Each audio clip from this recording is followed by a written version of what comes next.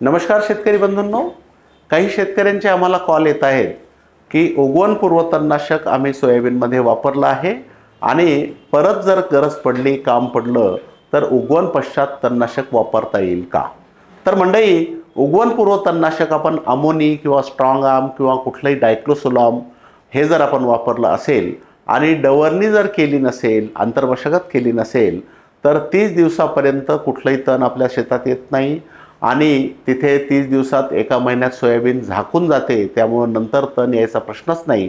पण काही कारणाने समजा डवरणी केली गेली किंवा खालचं बी वरती आलं असेल किंवा त्या शेतात खूप जास्त प्रमाणात तण असेल तर तण उगवून येते, नंतर उशिरा म्हणजे 30 दिवसानंतर उगवून येते।